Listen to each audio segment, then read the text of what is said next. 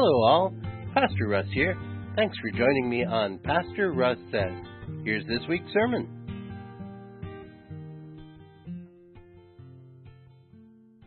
Every time as a kid we would come up to this particular scripture passage, I remember being a kid and being a little excited about this passage from the Gospel of Matthew because there was a yoke in it. And I'm just pretty sure that's the only place you find a yoke in the Bible anywhere. And I remember being a kid and thinking, oh, finally, there's a yoke in the Bible. And Jesus is talking to his disciples and saying, my yoke is easy and my burden is light. I think the simple fact of the matter is it's worth noting. It's this kind of yoke.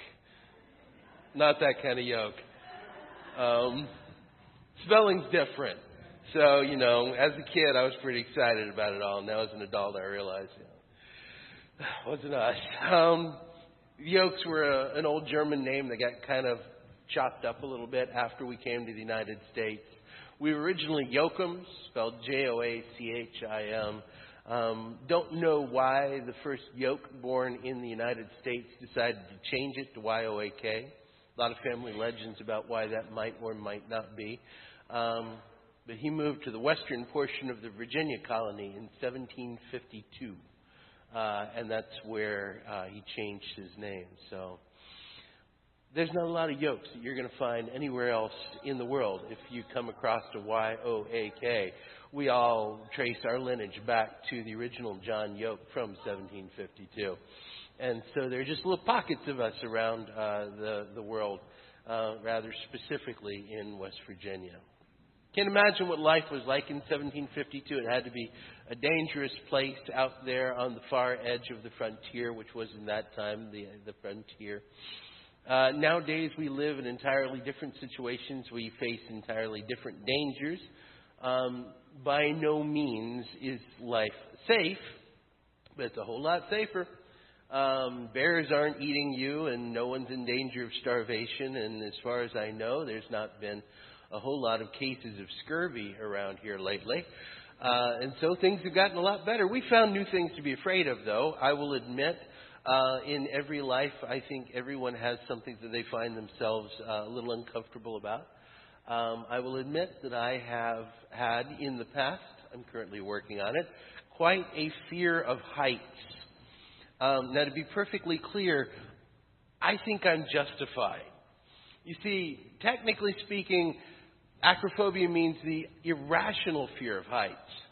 I think there are a lot of perfectly rational reasons to be afraid of heights. If this is you, in what world should you not be slightly terrified if you're standing on the edge of a building? But I will admit, I had an experience about a year ago. I was standing at the base of the Space Needle in Seattle, Washington, which is, by the way, a beautiful place. Very, very lovely location. And I was at the base of the Space Needle, and I very much wanted to go up and see what the rest of the city looked like from above. But I got to say, it made my heart beat a little fast, And I looked at this, and if you've ever seen one of these things, like the CN Tower in Canada or the Space Needle in Seattle, you look at it, and as you're looking up at it, it just seems like it's this improbably narrow column holding a building up. And you think, how is that? And of course, in your rational mind, it's actually a gigantic column full of really great engineering. And I thought to myself, this is one of these things that I'm just simply going to have to force myself to get over. And I've been slowly forcing myself to sort of divorce my mind from this irrational fear of heights. I went up in the Space Needle in Seattle. And by the way, it's beautiful up there. I've not always necessarily had that response. I've had more than a few times that folks would get me up in a tower or on top of a scaffolding, and it was pretty much all I could do to hold things together. But I've begun changing the way I think about it and recognizing that there are things in life that we all have to acknowledge are dangerous, and there are things in life that are not quite so dangerous. And we all deal with danger and hazard every single day. It's part of our normal life. As you all know, I took a big vacation, went and visited a lot of folks, a lot of family, and did a lot of really neat things at the beginning of, or at the end of June, beginning of July. And I drove at one point from Maine to the mountains of Georgia. Now, in my opinion, that should qualify me for hiking the Appalachian Trail. So far, no one's agreed with me on this. But I did actually traverse the whole length of the Appalachian Trail. So I drove, and I have not actually measured out how many hundreds and hundreds or perhaps even thousands of miles I put on my car. But if you think about the dangers we face every single time we get in a vehicle, it might make you think twice. And I'll give you some examples of exactly what I'm talking about. Let's say you get in your car and you're driving and you're going 35 miles an hour. Now, it just so happens that just today, as a matter of fact, on my way over here to the church, I was driving through a 45-mile-an-hour zone. And the person in front of me was going 30 miles an hour. And as you know, if you're following someone in a 45-mile-an-hour zone and they're going 30 miles an hour, your brain is thinking, I can walk faster than this. Can I please just get out and push the other car? But the simple reality of the fact is 35 miles an hour is much faster than any of us imagine, because we've gotten so accustomed to the dangers of driving a vehicle. Did you know that if you're driving 35 miles an hour and you strike a solid object, a wall, a concrete barrier, a light post, it is the exact same force as if you took your car and dropped it off a 5-story building? So when you strike something solid at 35 miles an hour, you might as well have just tipped your car off the top of a 5-story building. Now, if you're going to be afraid of heights, and I always tell my kids I'm not actually afraid of heights. I'm not afraid of heights. I'm not afraid of falling. I'm afraid of hitting the ground with great impact. You know, the height isn't going to hurt me. The fall's not going to hurt me. It's hitting the concrete below that I'm worried about. So every time we drive a car, we're effectively falling off a 5-story building. Unless, of course, you happen to be driving your car a little bit faster than 35 miles an hour, thanks to the magic of physics. If you're driving your car 55 miles an hour, and so many of us do when we're on the interstate, and you strike a solid object, it's the exact same thing as if you drop your car off a 10-story building. Think about that now. A 10-story. How many of us would stand on the edge of a 10-story building comfortably and say, yeah, that looks like a nice drop down there. I think I'm going to stand up here and enjoy the view. I'm beginning to push myself to be a little more comfortable in situations like that, but I'm sure not going to stand on the edge of a building and look down. And yet, I'm perfectly happy and comfortable to drive my car. So why is that? Why are we... because I think we're accustomed to the danger. Now, I saw the weirdest thing while I was driving. You may have come across one of these. There's a whole new breed of truck out there on the road that the road crews are using. They have these directional lights on them that tell you, you know, this lane closes, turn left, turn right, whatever. They have these big booms off the end. We were driving along, and there was one of these guys driving ahead of us, and he actually lowered this big boom. Like he was just driving along, and then suddenly he became a road sign. Like the big yellow thing came down. My wife and I were like, that was weird. And I thought to myself, what's the point of that? What's the purpose of that? It's actually part of a road safety program that the government's come up with that a lot of people just weren't paying attention to the "this road ends" giant signs, and they were hitting them because they didn't realize the road ended where the sign said "this road ends." And so the government said, what if we put these trucks out there with these giant crumple zones?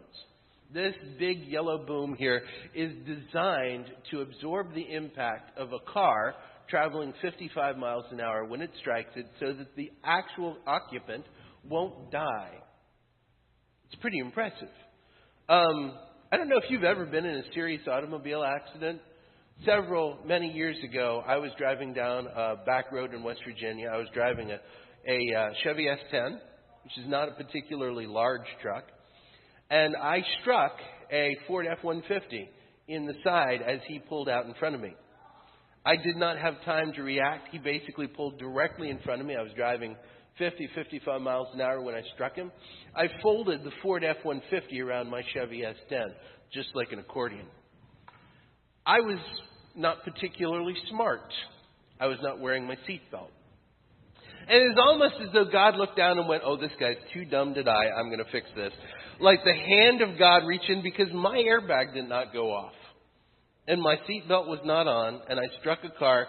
I fell out of a 10-story building. And I bruised my shin. That was it. Bruised my shin. I called my wife up from just random person's house because it was pre-cell phone. And the first thing I said to her is, I'm fine. And I remember her saying to me, why wouldn't you be? I said, because I totaled the truck. So 10-story building. How did I survive? Well, yes, the hand of God was very, very clearly involved. But so was a lot of human engineering.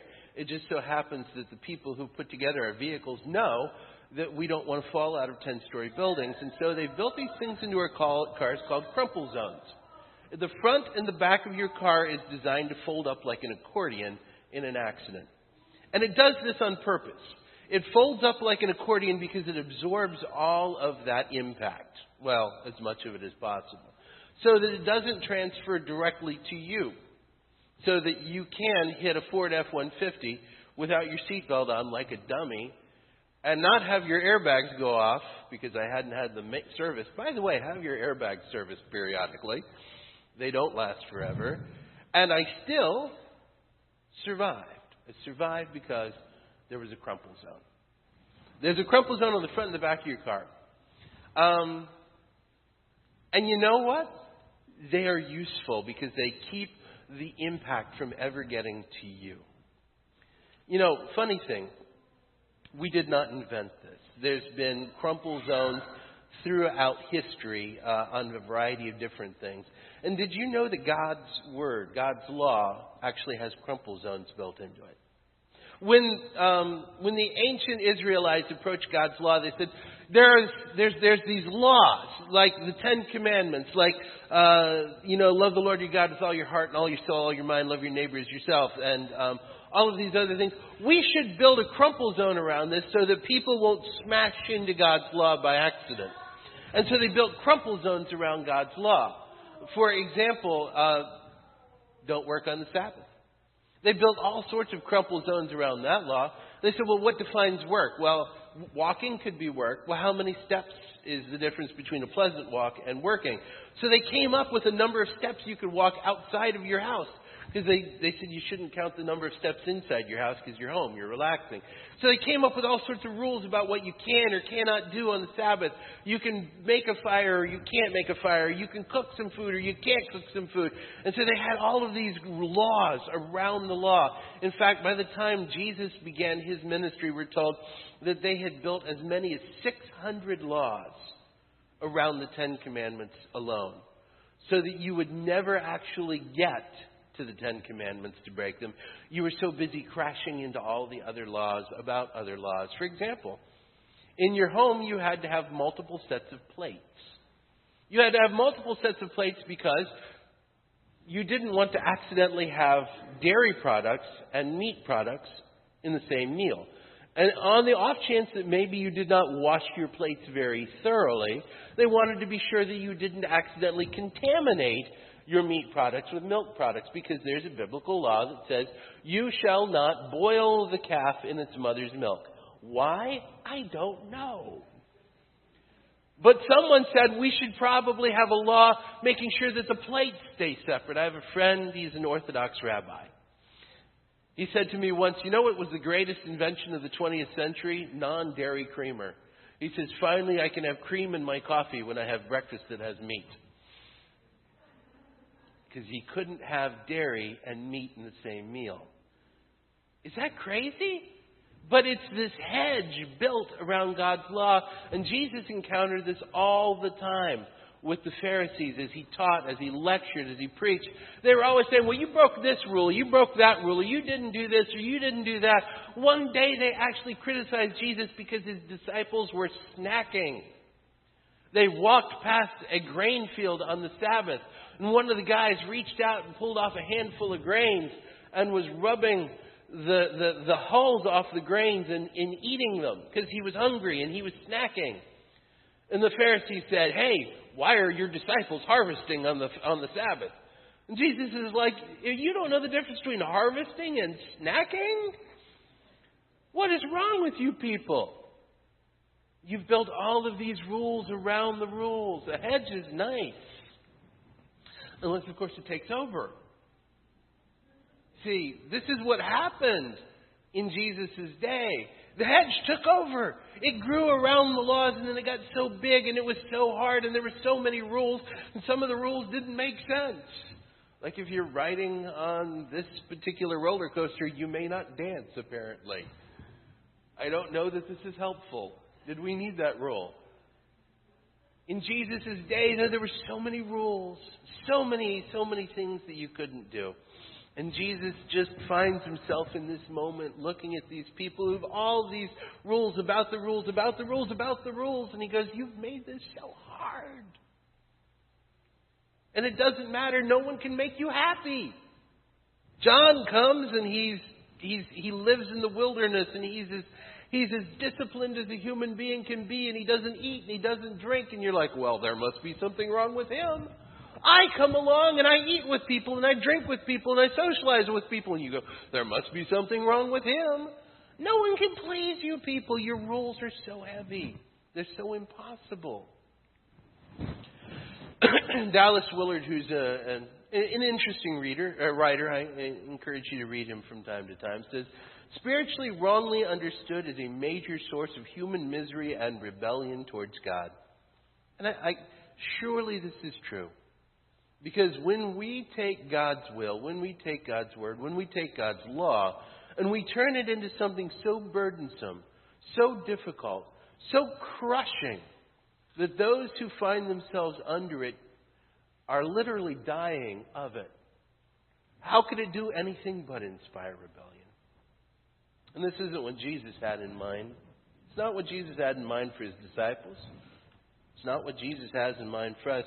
See, when he's talking to the folks in the Gospel of Matthew, he says, "Come to me, you people who are exhausted with the weight of the laws on top of the laws on top of the laws on top of the laws, who have been told that you have to earn your way into God's favor, who have been told that you have to make your own righteousness, who have been told that if you can't prove to the world that you're worthy enough of God's love, then you won't receive it. Come to me, and I'll give you rest. My yoke is easy. My burden is light." Because Jesus says, "I have a different way for you." He says, the way that I've got for you it's a lighter way. It's an easier way. You see, when we're busy trying to make our own righteousness, when we're busy trying to convince the world and God and each other that I'm worthy of love, that I'm worthy of grace, that I'm worthy of attention, that I'm worthy of being treated in a loving fashion, when we have to carry all that weight on our backs, and we have to convince everybody with the way we look, the way we talk, the way we act, the money we have, the jobs we've got, the social standing we have, when we have to convince the world that we are good enough, it becomes this ever-growing ball of rules and laws and exhaustion. Jesus says to the Pharisees, "You're busy building your own righteousness, and it's crushing you. Because you can't do it. You're never going to be perfect. You're never going to be so perfect that God looks down and goes, 'Yep, you got it right. You're 100% perfect.'" And so the Pharisees, instead of recognizing that we're all broken, the Pharisees tried to point out who was more broken than them. Don't you know people who do that? As they try to make themselves look good and self-righteous, point at other people and go, "Well, look at that guy over there. Look at that guy over there. Yeah, they're worse than I am." That's what the Pharisees are doing. It's why they're never going to be happy with anything. Jesus says, "You know what? Tell you what, I've got a new way." He says, "You know what? You've been trying to bear the weight of all your sin. You've been trying to bear the weight of being good enough, being kind enough, being smart enough, being righteous enough. He says, tell you what, how about you let me bear all that weight? And that's what he did. See, when Jesus Christ took the totality of human sin on his shoulders, he could bear it like we can't. And he took it to the cross, and there on the cross he said, I'm going to give my life for humanity. I'm going to give my life for each and every person out there. I'm going to die for these people. And I'm going to let their sin die with me. And now my life is a sacrifice for them. And if they need to look at anything, if they need to have proof of their goodness, their wholeness, their completeness, they need to have some kind of proof that they're loved by God, take this as the only proof you will ever need. For God so loved the world that he gave his only begotten Son to die for us. You and I don't need a crumple zone around the law.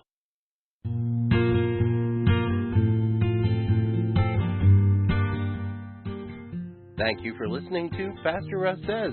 We hope you subscribe on iTunes, and you can also find us at Pastor Rus Ministries on Facebook. And if you go there, you can also see our twice-a-week Bible study, preview, review, with lots of extra bonus material.